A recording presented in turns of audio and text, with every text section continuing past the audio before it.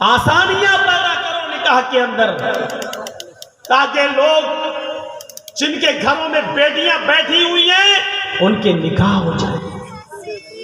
آج ایک motor cycle نہیں ہے دینے کے لیے، اس لیے اس کی عمر بڑھتی جا رہی ہے۔ اس لڑکی کی عمر اتنی بڑھ رہی ہے کہ اس کی دوسری بیٹی بھی شادی کے لائق ہو گئی ہے، لیکن ابھی بڑی بیٹی کا نکاح نہیں ہوا ہے، تب تک دوسری بیٹی جوان ہو گئی ہے، اس کو بھی ایک موٹر سائیکل چاہیے۔ داماد کی بہن، کیا سماج اس کا ذمہ دار نہیں ہے؟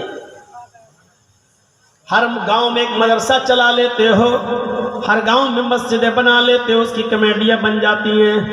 کیا گاؤں میں ایسی جوان بیٹیاں نہیں بیٹھی ہوئی ہیں جن کی عمریں بڑھتی جا رہی ہیں اور جہیز نہ ہونے کی وجہ سے میرے پیارے ساتھیوں ان کے نکاح نہیں ہو رہے ہیں؟ سماج یہاں کہاں چلا جاتا ہے؟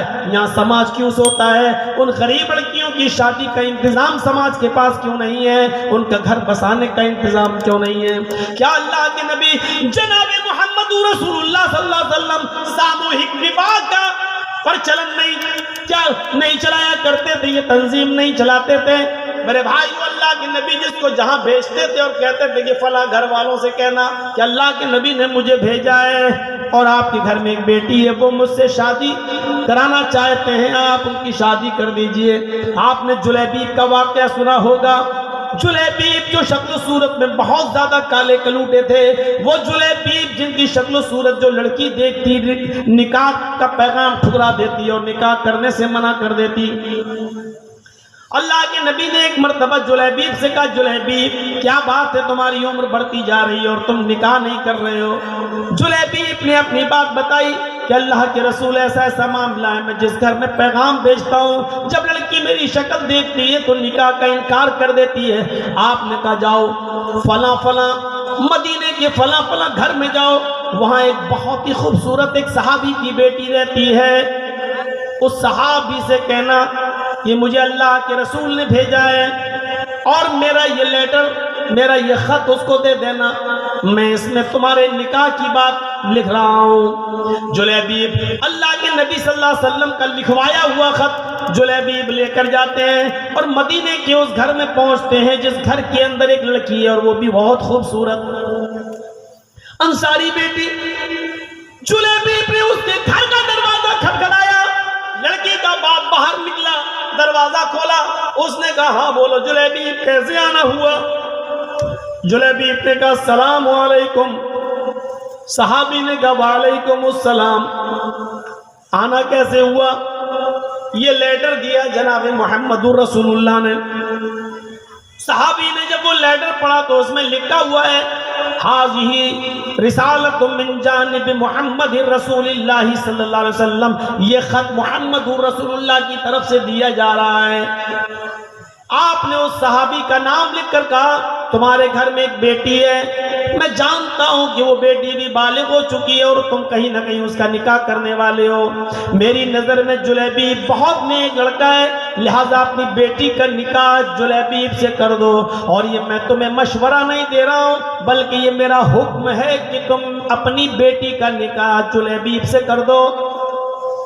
جلیبیب کا چہرہ دیکھتا وہ صحابی، کہتا یہ کیسے ہو سکتا ہے، بیٹی میری ہے اور جلیبیب کی شکل و صورت اتنی بھیانک، اتنی کالی شکل و صورت ایسی؟ کہتا ہرگز نہیں، میں اپنی بیٹی کا ہاتھ تمہیں کیسے دے دوں؟ جلیبیب کہتے ہیں میں کہاں کہہ رہا ہوں، مجھے تو اللہ کے رسول نے یہ لیٹر دے کر بھیجا ہے۔ اندر سے جب لڑکی جلیبیب کی اور اپنے باپ کی بحث سنتی ہے تو تھوڑا سا باہر نکل کے آتی ہے اور کہتی ہے ابو جان کیا بات ہے؟ کہا بیٹی یہ اللہ کے نبی نے لیٹر دیا ہے۔ بیٹی نے جب وہ لیٹر پڑھا تو لیٹر پڑھنے کے بعد کہتی ہے ابو جان اس سے تو میں بھی نکاح نہیں کرنا چاہتی، لیکن لیٹر میں تو لکھا ہوا ہے کہ یہ میرا حکم ہے، مشورہ نہیں۔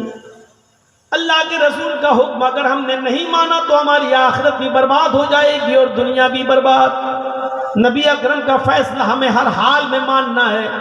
میں بھی نہیں چاہتی ہوں کہ اس آدمی سے نکاح کروں، لیکن محمد رسول اللہ کا فرمان ہے، اس لیے آمنا و صدقنا، ہمیں ماننا پڑے گا۔ اللہ کے نبی نے کہا ہوتا مشورہ ہے تو میں نہیں بھی مانتی، لیکن یہ تو حکم ہے مشورہ نہیں، اس لیے ماننا پڑے گا۔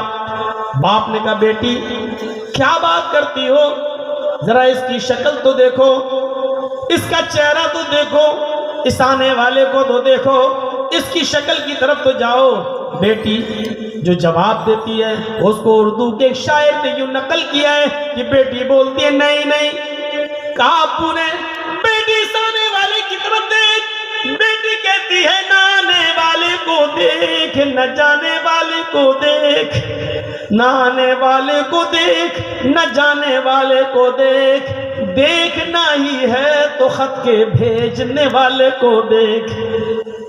باپ نے کہا بیٹی مانا تیری بات صحیح ہے، لیکن ذرا اس کی شکل و صورت تو دیکھو، بیٹی تو کیسے اس کے ساتھ رہے گی؟ بیٹی کہتی ہے مانا کی شکل ہے اس کی بدصورت، مانا کی شکل ہے اس کی بدصورت اور جسم ہے اس کا ماند، مانا کی شکل ہے اس کی بدصورت اور جسم ہے اس کا ماند، مگر خط کا بھیجنے والا تو ہے 14ویں کا چاند۔ مجھے اس سے کیا مطلب؟ مجھے تو حکم رسول کی پابندی کرنا ہے، جناب محمد رسول اللہ کی بات ماننا ہے۔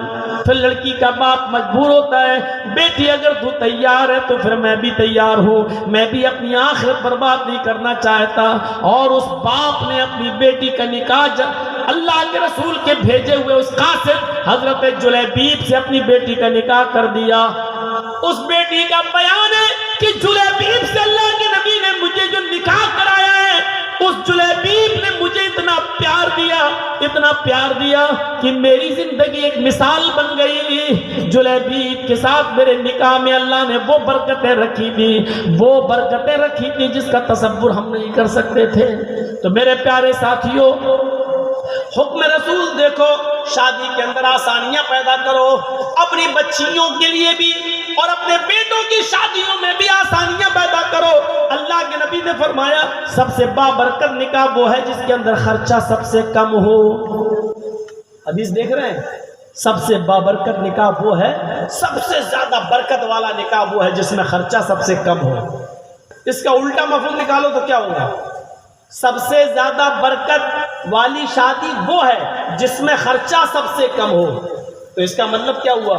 جس شادی میں خرچہ جتنا زیادہ ہوگا اس شادی میں برکت اتنی ہی کم ہوگی۔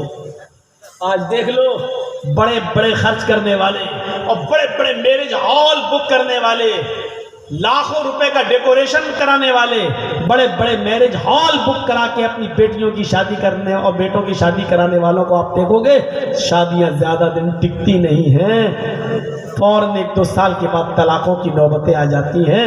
کیوں؟ برکت کیوں نہیں ہو رہی ہے؟ وہ نکاح کا تصور ہی ختم ہو گیا ہے۔